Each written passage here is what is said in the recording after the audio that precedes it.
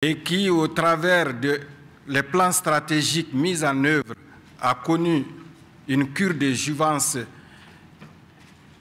indiquée par l'Assemblée mondiale des délégués, n'est pas une mince affaire. Mais je vais tenter de faire cette présentation en 15 minutes. Comme je le disais tantôt, l'OIE a été créée le 25 janvier 1924 par 28 pays, dont 3 pays africains. Et son mandat à l'époque, c'était d'empêcher la propagation des maladies animales. En 2003... S'il te plaît, Samake, je pense que la traduction ne marche pas pour tout le monde. Une seconde pour que qu'il se branche. Quand ce sera prêt, ils me le diront. Et en conséquence, tu ajouteras ces minutes-là. Oui. Is working now? OK. Is OK for everybody? Yeah, okay. Tu peux continuer, merci. Thank you very much. Donc, je disais que présenter une demoiselle qui a fêté son 90e anniversaire et qui en est à son 6e plan stratégique, et chaque plan stratégique a tenu compte de l'évolution. Donc, une certaine cure de jouvence a été donnée à cette demoiselle, n'est pas une chose mince, une chose aisée en 15 minutes. Mais enfin, je donnerai le meilleur de moi-même pour tenir le pari. Donc, ça veut dire que l'OIE a été créée le 25 janvier 1924 par 28 pays avec pour mandat d'empêcher la propagation des maladies animales dans le monde. À l'époque, il s'appelait Office international des épizooties. En 2003, l'Assemblée annuelle a décidé de l'appeler Organisation mondiale de la santé animale, tout en gardant l'acronyme historique OIE. Le siège est à Paris et dispose de 5 représentations régionales et de 8 représentations sous-régionales et bureaux sous-régionaux. Vous le voyez ici sur ce diapositive. Actuellement, l'OIE compte 180 pays membres.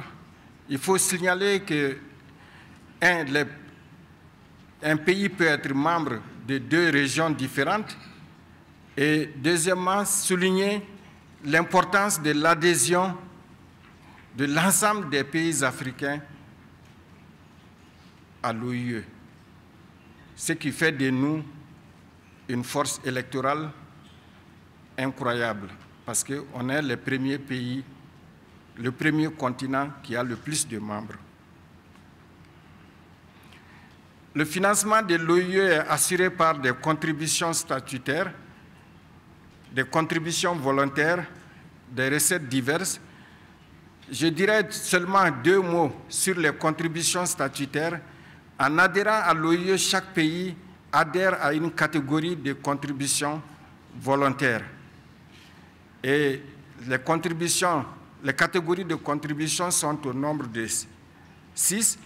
Et la plupart des pays africains qui font partie des pays les moins avancés, selon la classification du système des Nations Unies, bénéficient d'une réduction de 50% de leurs contributions.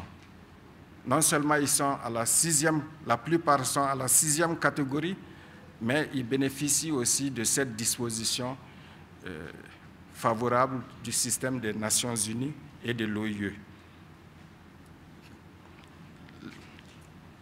Les principaux bailleurs de fonds pour les contributions volontaires, vous avez ici, je ne vais pas courir le risque de les nommer, car je ne pourrais pas les nommer toutes. Et donc, juste pour que vous ayez une idée. Et une autre forme de contribution volontaire que je vais vous présenter vers la fin concerne les pays qui accueillent des représentations sous-régionales ou régionales. Ça peut prendre la forme du paiement par le pays hôte des frais de loyer d'un bureau, mais aussi ça peut prendre la forme d'un bâtiment construit par le pays et mis gracieusement à la disposition de l'OIE. Les contributions diverses, je reviendrai sur ça vers la fin.